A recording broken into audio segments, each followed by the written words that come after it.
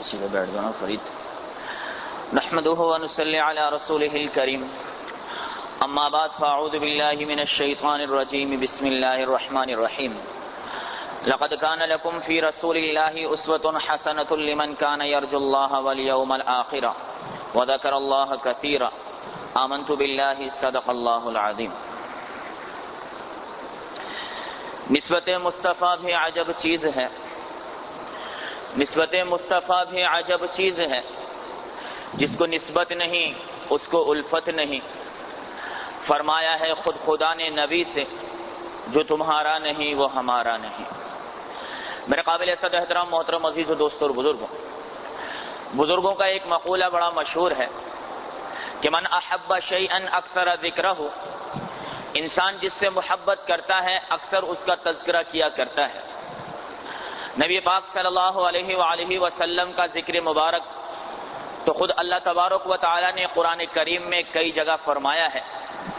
کہیں والضحی فرما کر آپ کے روشن چہرے کی قسم کھائی، کہیں واللیل اذا سجا فرما کر آپ کی گھنی زلفوں کی قسم کھائی، کہیں لعمرک فرما کر آپ کی جان کی قسم کھائی، کہیں وقیلہ فرما کر آپ کے بول کی قسم کھائی، کہیں وما ینطق عن الہوی فرما کر آپ کی صداقت کو ظاہر کیا، اور کہیں ھذا البلد الامین فرما کر آپ کے شہر مدینے کی قسم کھائی، کہیں ورفعنا لک ذکرک فرما کر آپ کے مقام کو سب سے بلند کیا، اور کہیں لقد کان لکم فی رسول اللہ اسوۃ حسنہ فرما کر آپ کی زندگی کو اپنانے کی دعوت دی. تو میرے محترم عزیزوں، جس کا تذکرہ اللہ تعالیٰ اپنے قرآن کریم میں فرمائے تو میں ایک عاجز بندہ ان کے بارے میں کیا عرض کر سکتا ہوں. لیکن بات یہ ہے میرے بھائی کہ کسی بھی غلام کے لیے یہ بڑی سعادت کی بات ہوتی ہے کہ وہ اپنے آقا کا تذکرہ کرے. میں بھی انہی سعادت مند غلاموں میں اپنا شمار کروانے کے لیے آپ حضرات کے سامنے سید الاولین والآخرین، امام الانس والجن، امام الملائکہ، امام الانبیاء، صاحب الاولاق حضرت محمد مصطفیٰ احمد مجتبیٰ صلی اللہ علیہ وآلہ وسلم کا ذکر کرنا چاہوں گا. میرے قابل صد احترام، عظمت مصطفیٰ کی بات کریں، دنیا میں بڑے بڑے جرنیل گزرے ہیں، بڑے بڑے شعراء گزرے ہیں، اور بڑے بڑے خطباء اور علماء گزرے ہیں. جب کوئی بڑا جرنیل مرا ہے تو لوگوں نے کہا کہ زندگی نے اس کے ساتھ وفا نہیں کی، ورنہ یہ اس سے بھی بڑی بڑی فتوحات کو حاصل کرتا. کوئی شاعر مر جائے تو لوگ تذکرہ کرتے ہیں کہ جی اگر شاعر کو اور زندگی ملتی تو اور بھی زیادہ اچھے اچھے اشعار جو ہے یہ کہتے. کوئی میرے محترم عزیزوں بڑا خطیب مر جائے، عالم مر جائے تو لوگ کہتے ہیں کہ زندگی نے وفا نہیں کی، ورنہ یہ اپنے وعظ و نصیحت سے اور بھی زیادہ لوگوں کو ہدایت کے راستے پہ لاتے، یہ اپنے قلم سے اور بھی زیادہ قرآن اور حدیث کو سمجھاتے. غرض یہ میرے محترم عزیزوں، دنیا میں جتنے بھی باکمال لوگ گزرے ہیں ان تمام کے تمام لوگوں کی زندگی میں ایک بات یکساں نظر آتی ہے کہ ہر ایک کے جانے کے بعد یہ افسوس کیا جاتا ہے کہ جانے والا اپنا مقصد پورا کر کے نہیں گیا. لیکن اس پوری کی پوری کائنات میں ایک ہستی ایسی ہے میرے محترم عزیزوں کہ جس نے دن کے اجالے کے اندر اپنے 1,24,000 جانثار صحابہ اکرام کے سامنے اور فرمایا کہ جو ہے وہ 1,24,000 صحابہ اکرام کے سامنے دن کے اجالے میں اپنے پورے ہوش و حواس کے اندر یہ بات کہی کہ لوگوں، مجھے جس مقصد کے لیے اللہ تبارک و تعالی نے مبعوث کیا تھا وہ مقصد میں پورا کر چکا ہوں. تمام کے تمام صحابہ اکرام نے ایک ساتھ فرمایا کہ صدقت یا رسول اللہ، اے اللہ کے رسول آپ نے سچ فرمایا. آپ صلی اللہ علیہ وسلم نے آسمان کی طرف انگلی اٹھا کر فرمایا اللہم اشہد، اے اللہ تو گواہ رہنا. میرے محترم عزیزوں، یہ اللہ کے رسول کا وہ کمال ہے کہ اللہ کے رسول کو جس مقصد کے لیے دنیا میں بھیجا گیا تھا وہ اپنا مقصد اس دنیا سے پورا کر کے گئے ہیں. اللہ کے رسول کے اس کمال میں کوئی اور شریک ہو ہی نہیں سکتا. یہ کمال ایسا ہے جو اللہ تعالیٰ نے کسی اور کو عطا بھی نہیں فرمایا. اگر ہم حسن مصطفیٰ کی بات کرتے ہیں تو آپ صلی اللہ علیہ وسلم کے حسن کے بارے میں تو بہت ساری کتابوں کے اندر تذکرہ کیا گیا ہے. حضرت ابن مسلمہ رحمۃ اللہ علیہ ایک تابعی گزرے ہیں. ایک صحابی سے پوچھا کہ اللہ کے رسول صلی اللہ علیہ وسلم کو اللہ تعالیٰ نے کیسا حسن و جمال عطا کیا تھا. وہ صحابی فرمانے لگے کہ اللہ کے رسول کی جو پیشانی تھی وہ بڑی دیدہ زیب تھی. آپ صلی اللہ علیہ وسلم کا چہرہ مبارک بڑا کشادہ تھا، اور اللہ تبارک و تعالیٰ نے سرخی اور سفیدی کو ملا کر اللہ کے رسول صلی اللہ علیہ وسلم کے چہرے کا رنگ بنایا تھا. آپ صلی اللہ علیہ وسلم کی جو بھویں تھی وہ بڑی دل فریب تھی اور دونوں مونڈوں کے درمیان جو ہے وہ مہر نبوت تھی۔ آپ صلی اللہ علیہ وسلم کا جسم اطہر کیسا تھا؟ سیدنا انس رضی اللہ تعالی عنہ فرماتے ہیں کہ میں نے اپنی زندگی میں بہترین سے بہترین ریشم کو اپنے ہاتھ میں لیا ہے، اور میں نے اپنے ہاتھوں میں آپ صلی اللہ علیہ وسلم کے جسم اطہر کو بھی لیا ہے۔ خدا کی قسم اللہ کے رسول کا جسم اطہر ریشم سے بھی زیادہ نرم و ملائم تھا۔ میرے محترم عزیزوں، دوستوں اور بزرگوں، آپ صلی اللہ علیہ وآلہ وسلم خود ارشاد فرماتے ہیں کہ اللہ تبارک و تعالیٰ نے میرے بھائی یوسف کو صبیح بنایا ہے اور مجھے اللہ تعالیٰ نے ملیح بنایا ہے۔ سبھی اسے کہتے ہیں جس کے چہرے پر سفیدی زیادہ ہو، اور ملی اسے کہتے ہیں جس کو اللہ تعالیٰ ایسے نقش و نگار دے کہ دیکھنے والا دیکھتا ہی چلا جائے۔ اور کیسے دیکھتا چلا جائے؟ ایک صحابی رضی اللہ تعالیٰ عنہ فرماتے ہیں کہ ایک مرتبہ ہم مسجد نبوی کے صحن میں بیٹھے تھے، اللہ کے رسول واعظ و نصیحت فرما رہے تھے۔ وہ صحابی بڑی محبت سے اللہ کے رسول کے چہرے کو دیکھ رہے تھے۔ آسمان پر 14ویں کا چاند چمک رہا تھا۔ کبھی صحابی کی نظر 14ویں کے چاند پر پڑتی، کبھی اللہ کے رسول کے چہرے پر پڑتی، کبھی 14ویں کے چاند پر پڑتی، کبھی اللہ کے رسول کے چہرے پر پڑتی۔ بے اختیار وہ صحابی کھڑے ہو کر کہنے لگے کہ یا رسول اللہ، خدا کی قسم آپ کا چہرہ تو 14ویں کے چاند سے بھی زیادہ حسین ہے، لیکن ہمارا تو عقیدہ کچھ اور ہے۔ ہم تو یہ کہتے ہیں کہ چاند سے تشبیہ دینا کہاں کا انصاف ہے، چاند سے تشبیہ دینا کہاں کا انصاف ہے، کیونکہ چاند میں تو چھایا ہے اور مدنی کا چہرہ صاف ہے۔ میرے محترم عزیزوں، امی عائشہ رضی اللہ تعالی عنہ فرماتی ہیں کہ ایک مرتبہ حجرہ مبارک کے اندر جو ہے وہ میرے ہاتھ سے سوئی گر گئی۔ میں نے بڑا ٹٹولا، بڑا تلاش کیا، مجھے نہیں ملی۔ اتنے میں اللہ کے رسول صلی اللہ علیہ وسلم حجرہ مبارک کے اندر تشریف لائے۔ اللہ تبارک و تعالیٰ نے آپ صلی اللہ علیہ وسلم کو وہ نور عطا فرمایا تھا کہ میں نے اللہ کے رسول صلی اللہ علیہ وسلم کے چہرے کے نور کی روشنی سے حجرہ مبارک کے اندر اس سوئی کو تلاش کیا ہے۔ اس لیے تو کسی اللہ والے نے فرمایا ہے کہ یا صاحب الجمال و یا سید البشر من وجهك المنیر لقد نور القمر لا يمكن الثناء كما كان حقه بعد از خدا توئی بزرگ قصہ مختصر، کہ چاند کو جو فرمایا نور ملا ہے وہ ابھی آپ کے چہرے سے ملا ہے، آپ کی جو تعریف ہے اس کا حق کوئی ادا نہیں کر سکتا۔ قصہ مختصر یہ کہ اللہ کی ذات کے بعد سب سے زیادہ فرمایا محترم اور مکرم آپ ہی کی ذات دنیا کے اندر ہے۔ میرے محترم عزیزوں، یہاں شعراء جب اللہ کے رسول کے حسن و جمال کی طرف چلے ہیں تو ہر ایک نے اپنے اپنے انداز میں اللہ کے رسول کے حسن و جمال کو فرمایا کہ بیان کیا۔ یہاں حضرت حسان بن ثابت رضی اللہ تعالی عنہ فرماتے ہیں وَأَحْسَنَ مِنْكَ لَمْ تَرَ قَطُّ عَيْنِي، یا رسول اللہ آپ سے زیادہ حسین کبھی کسی آنکھ نے دیکھا نہیں۔ وَأَجْمَلَ مِنْكَ لَمْ تَلِدِ النِّسَاء، آپ سے زیادہ خوبصورت کسی ماں نے جنا نہیں۔ خلقت مبرأ من کل عیب، اللہ تعالیٰ نے آپ کو ہر عیب سے پاک پیدا کیا ہے۔ کأنک قد خلقت کما تشاء، گویا رسول اللہ آپ تو ایسا پیدا ہوئے ہیں جیسا آپ خود پیدا ہونا چاہتے تھے۔ امی عائشہ رضی اللہ تعالی عنہ فرماتی ہیں لنا شمس وللآفاق شمس، شمس الناس یطلع بعد الفجر وشمس لنا یطلع بعد العشاء، ایک لوگوں کا سورج ہے اور ایک ہمارا سورج ہے۔ لوگوں کا سورج تو فجر کے بعد طلوع ہوتا ہے اور ہمارا سورج عشاء کے بعد ہمارے حجروں میں طلوع ہوا کرتا ہے۔ آپ صلی اللہ علیہ وسلم کی عادت مبارکہ تھی کہ اللہ کے رسول صلی اللہ علیہ وسلم نماز سے پہلے اپنے حجرہ مبارک سے جھانک کر صحابہ کرام کو دیکھ لیا کرتے تھے، اور جب اللہ کے رسول تشریف لاتے اس کے بعد ہی صحابہ کرام جو ہے وہ فرمایا نماز کے لیے صفوں کو درست فرماتے ہیں۔ ایک صحابی فرماتے ہیں ایک مرتبہ آپ صلی اللہ علیہ وسلم نے نماز کی تیاری کے غرض سے حجرہ مبارک کی کھڑکی سے گردن نکال کر، چہرہ مبارک نکال کر جب دیکھا تو آپ صلی اللہ علیہ وسلم کا چہرہ ہمیں ایسا لگا کأنہ ورقۃ مصحف، جیسے قرآن کا کوئی ورق کھل کے ہمارے سامنے آ گیا ہے۔ اسی کو کسی شاعر نے فرمایا ہے کہ سر سے لے کر پاؤں تک تنویر ہی تنویر ہے، سر سے لے کر پاؤں تک تنویر ہی تنویر ہے، جیسے منہ سے بولتا قرآن وہ تقریر ہے۔ دیکھ سوچتی ہے ساری دنیا مصطفیٰ کو دیکھ کر، کیسا ہوگا وہ مصور جس کی یہ تصویر ہے۔ آخر میں اللہ کے رسول کے حسن و جمال پر ایک بات اور عرض کر دوں۔ آپ صلی اللہ علیہ وسلم کی فرمایا کہ جو دودھ شریک بہن ہے دائی حلیمہ سعدیہ رضی اللہ تعالی عنہ کی بیٹی حضرت شیمہ رضی اللہ تعالی عنہ، ایک مرتبہ آپ صلی اللہ علیہ وسلم بڑے چھوٹے سے تھے تو اپنی امی حلیمہ سعدیہ سے کہنے لگی کہ امی جان میں بکریاں چڑھانے جا رہی ہوں، مجھے بڑی تھکاوٹ ہے، آپ میرے بھائی کو میرے ساتھ بھیج دیجیے۔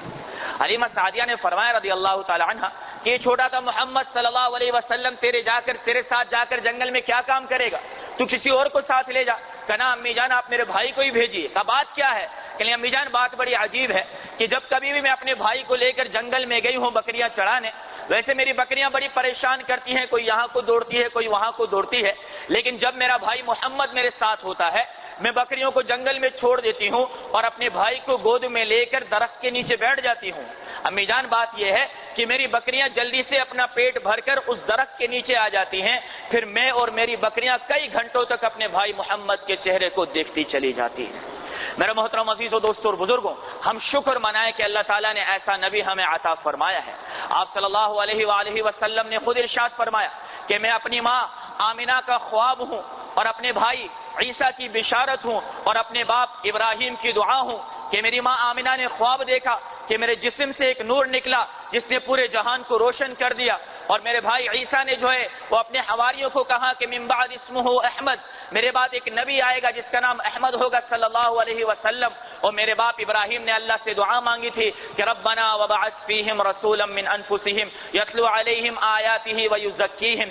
میرے محترم عزیزوں، اللہ کے رسول کے حسن و جمال کو تو چھوڑیے، اللہ کے رسول کے منہ سے نکلنے والا لعاب کیسا تھا۔ حضرت علی رضی اللہ تعالیٰ عنہ فرماتے ہیں کہ خیبر کا موقع ہے، اور فرمایا کہ خیبر کے موقع پر کسی وجہ سے میری آنکھوں میں بڑی شدید تکلیف ہو گئی۔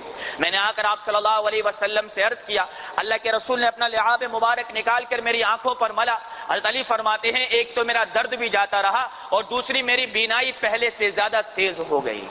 حضرت عتبہ بن خرقد رضی اللہ تعالی عنہ ایک صحابی ہیں، فرماتے ہیں کہ میرے جسم پر دانے نکل آئے تھے، بڑا علاج کروایا لیکن کوئی فرمایا کہ علاج جو ہے وہ فائدہ مند سود مند نہیں ہوا۔ میں نے آپ صلی اللہ علیہ وسلم کے پاس آ کر عرض کیا کہ یا رسول اللہ، جسم میں جو دانے ہیں بڑی تکلیف کرتے ہیں، آپ کچھ علاج فرمائیے۔ اللہ کے رسول نے اپنا لعاب مبارک نکال کر مجھے دیا، میں نے وہ اپنے ہاتھوں پر مل کر اپنے جسم پر مل دیا، اللہ تعالیٰ نے میرے جسم سے دانوں کو بھی ختم فرما دیا۔ اور صحابہ کرام فرماتے ہیں کہ اس کے بعد عتبہ کے جسم سے ایسی خوشبو آتی تھی جو ہم نے اس کی نماز جنازہ تک اس کے فرمایا کے جسم سے سونگا ہے۔ میرے نبی کا پسینہ کیسا تھا؟ صحابہ اکرام رضوان اللہ تعالی علیہم اجمعین فرماتے ہیں کہ جب ہم اللہ کے رسول کو ڈھونڈنے کے لیے نکلتے تھے تو ہم راستے کی خوشبو سے پہچان لیا کرتے تھے کہ یہاں سے اللہ کا رسول گزرا ہے۔ ایک غریب صحابی تھے، ان کی بیٹی کی شادی کا وقت آیا، اللہ کے رسول کی خدمت میں حاضر ہوئے، فرمایا یا رسول اللہ دعا فرما دیجئے، میری بیٹی کی شادی ہے، اللہ آسانی والا معاملہ کرے۔ اللہ کے رسول نے خیر کی دعا فرمائی، جانے لگے، فرمایا تمہارے پاس خوشبو یا عطر ہے؟ کہنا یا رسول اللہ یہ تو میسر نہیں۔ اللہ کے رسول نے اپنے جسم اطہر سے چند قطرے پسینے کے نکال کر ان کو دے دیے۔ ان صحابی نے جا کر وہ پسینے کے قطرے جو ہیں وہ اپنے پورے گھر میں تقسیم کیے، گھر والوں نے جب اس کو لگایا، صحابہ کرام فرماتے ہیں کہ اس گھر سے ایسی خوشبو آنے لگی کہ اس کا نام ہی بیت الموتیین، یعنی کہ خوشبو والوں کا گھر، اس کا نام مشہور ہو گیا۔ ارے میرے محترم عزیزو دوستو اور بزرگو، میرا نبی اگر کسی کو چھو لے تو اس میں کیسی تاثیر پیدا ہو جائے۔ آپ صلی اللہ علیہ وآلہ وسلم کے بارے میں آتا ہے، ایک مرتبہ اپنی لخت جگر سیدہ فاطمہ الزہرا رضی اللہ تعالی عنہا کے گھر تشریف لے گئے۔ حضرت فاطمہ رضی اللہ تعالی عنہا جو ہیں وہ تنور میں روٹیاں لگا رہی تھی، اللہ کے رسول جا کر بیٹھ گئے، بڑی محبت تھی حضرت فاطمہ رضی اللہ تعالی عنہا سے، ایک دو روٹیاں اپنے ہاتھوں سے گول بنا کر دے دی، حضرت فاطمہ نے وہ بھی تنور میں لگا دی۔ تھوڑی دیر بعد جب روٹیاں نکالنے کا وقت آیا تو حضرت فاطمہ رضی اللہ تعالی عنہا بڑے غور سے تنور کو دیکھنے لگی۔ اللہ کے رسول صلی اللہ علیہ وسلم نے فرمایا بیٹی کیا بات ہے؟ کہا ابا جان دو تین روٹیاں جو ہیں ان پر آگ اثر نہیں کر رہی اور آٹا اپنی جگہ جوں کا توں باقی ہے۔ کہا بیٹی یہ وہی آٹا ہوگا جس پر تیرے باپ کا ہاتھ لگ گیا ہے، اب قیامت کے دن تک اس پر آگ جو ہے وہ حرام ہو چکی ہے۔ حضرت عبادہ بن صامت رضی اللہ تعالی عنہ بدری صحابی ہیں، ایک مرتبہ حضرت انس رضی اللہ تعالی عنہ کے گھر دعوت پر تشریف لے گئے۔ کھانا کھانے کے بعد جو ہے وہ ہاتھ دھوئے، ہاتھ پوچھنے کا وقت آیا، تولیے کا تقاضا کیا، حضرت انس رضی اللہ تعالی عنہ نے باندی کو اشارہ کیا، وہ تولیہ لے کر آ گئی، دیکھا تو تولیہ بڑا میلا تھا۔ حضرت انس رضی اللہ تعالی عنہ نے فرمایا اسے صاف کر کے لاؤ۔ وہ باندی تولیہ لے کر گئی اور آگ میں لا کر ڈال دیا۔